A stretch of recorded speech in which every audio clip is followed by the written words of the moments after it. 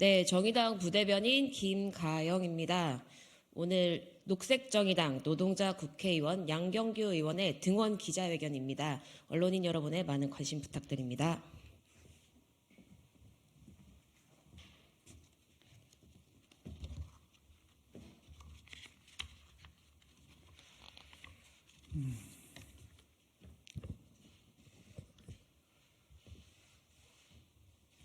네, 반갑습니다.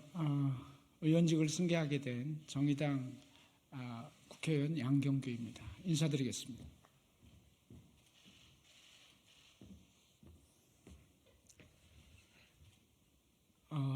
시인 중에 송경동 시인이라고 있습니다. 그 시집 제목 중에 하나가 꿈꾸는 소리하고 자빠졌네라고 하는 시집 제목인데요. 제가 오늘 첫 자리에서 여러분들에게 꿈꾸는 소리하고 자빠졌네라는 소리를 혹시 들을까봐 미리 말씀을 드립니다. 그런데 진보정당 의원이 꿈꾸는 소리를 하지 않는다면 이 사회에서 누가 꿈꾸는 소리를 하겠습니까? 오늘 여러분과 함께 어제 의원직을 승계하고 오늘 첫 자리 함께 하면서 시작하다 보니 떨릴 수밖에 없고 긴장도 됩니다. 진보 정치의 조건이 더욱 어렵고 여러분도 알다시피 정의당이 녹록치 않은 상황이어서 더욱더 긴장감과 떨림이 있는 순간입니다. 비록 짧은 기간이지만 그래도 여러분들과 앞으로 자주 대면하게 될 텐데 인사를 드리는 것이 예의이고 국민 여러분께도 인사를 드리는 것이 예의라고 생각해서 여러분의 귀중한 시간을 잠깐 내게 되었습니다.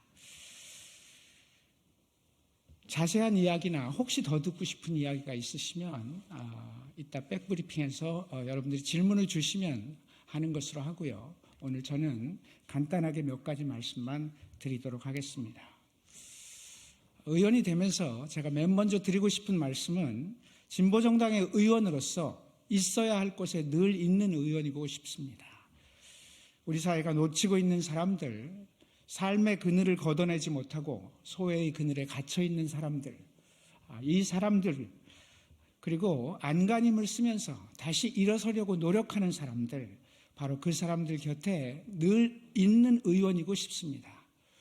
저기에는 양경규가 있다라는 소리를 짧은 기간이지만 내내 듣는 의원이 되도록 노력하겠습니다. 두 번째로 진보정당이 해야 할 일을 피하지 않는 의원이 되겠습니다. 모두들 우리 사회의 내일을 걱정합니다. 우리 사회의 모순이 중첩되고 있고 그와 관련된 이야기들, 통계들이 매일같이 나오고 있습니다. 불평등과 양극화되는 삶의 모습들이 어떠한지가 매일 언론에 나옵니다.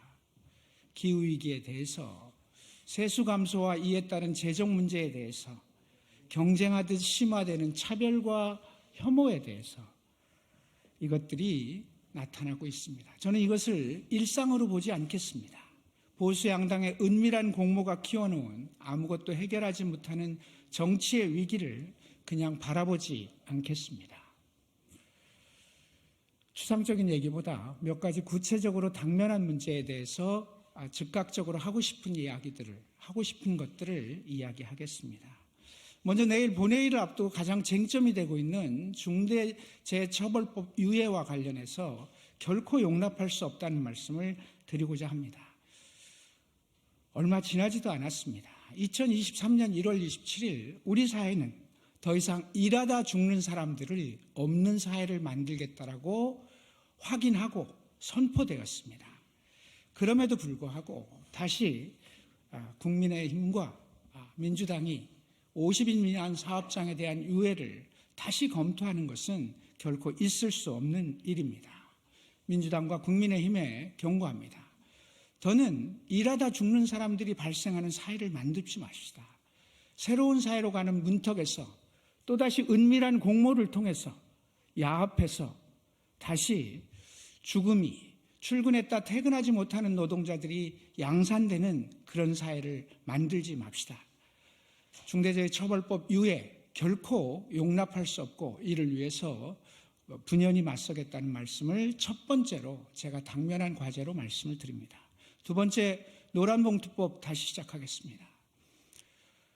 대통령의 거부권 행사가 있었습니다. 그럼에도 불구하고 CJ 대한통운의 택배 노동자들에 대해서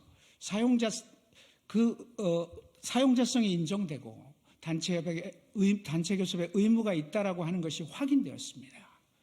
더 이상 우리 사회에서 노동권이 유린당하지 않고 또 늘 불평등과 차별을 얘기하고 그 속에 영세 노동자들의 고통을 얘기하면서 정작 그들의 노동권을 살릴 수 있는 노란봉투법을 거부하는 이 정권에 대해서 분연히 맞서 싸우겠습니다. 그리고 노란봉투법 반드시 살려내겠습니다. 세 번째, 고질적인 임금 체불 문제 설을 앞두고 해결할 수 있는 방안을 적극적으로 찾아보도록 하겠습니다.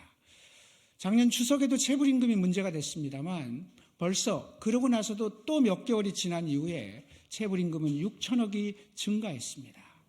말로는 엄단과 엄포를 끊임없이 넣고 당시 법무부 장관 한동훈, 노동부 장관 이정식 절대로 이 문제 용납하지 않겠다고 했지만 몇 개월이 지나는 사이에 6천억이 또 불어서 올 설 연휴에 한숨과 눈물로 보내는 노동자들을 우린 또 만나게 됩니다.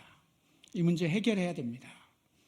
저는 이 문제의 해결을 위해서 당면한 문제로서 최선을 다하겠습니다. 금투세를 폐지하고 주식 양도세를 완화하면서 그래서 2조 원이나 되는 세수를 빵꾸를 내면서 펑크를 내면서 그러면서 불과 1조 남짓한 이 체불임금 문제를 해결하지 못하겠다라고 하는 정부의 기본적인 정책은 도대체 무엇입니까? 이 문제에 대해서 여전히 말로만 얘기하는 민주당은 누구입니까? 바로 이런 문제를 당면한 과제로서 해결하겠습니다. 노력하겠습니다. 마지막으로 네 번째, 지금도 투쟁하고 있는 노동자들, 소외받고 있는 사람들과 함께하고 그들에게 다가가는 것을 당장 하겠습니다. 저는 내일 모레 구미 옵티컬 공장과 건보 고객센터를 방문할 예정입니다. 그리고 이 땅에서 투쟁하고 있는 모든 사업장의 노동자들을 만나러 갈 것입니다.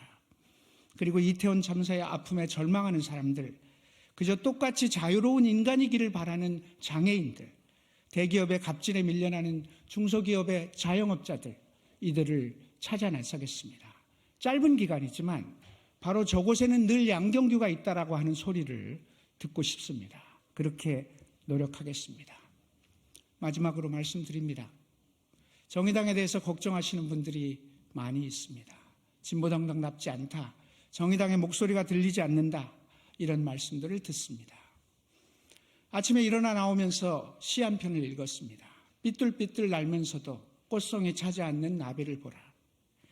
정의당인 국민 여러분께 삐뚤삐뚤 날고 있는 것처럼 보일지 모르겠습니다.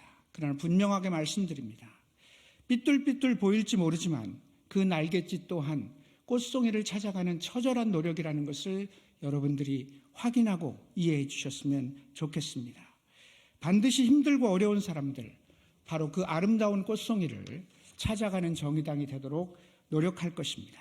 저는 진보정당 의원으로서 있어야 할 곳에 있고 해야 할 일을 놓치지 않는 사람이 되겠습니다. 세상을 사랑하고 싶어도 사랑할 수 없는 사람들에 대해서 함께하는 노동자 의원, 진보정당 의원의 모습을 보여드리겠습니다. 국민 여러분, 그리고 함께하신 기자 여러분, 감사합니다. 앞으로 여러분과 많은 것을 소통할 수 있도록 도와주시고 함께해 주시기를 바라겠습니다. 고맙습니다.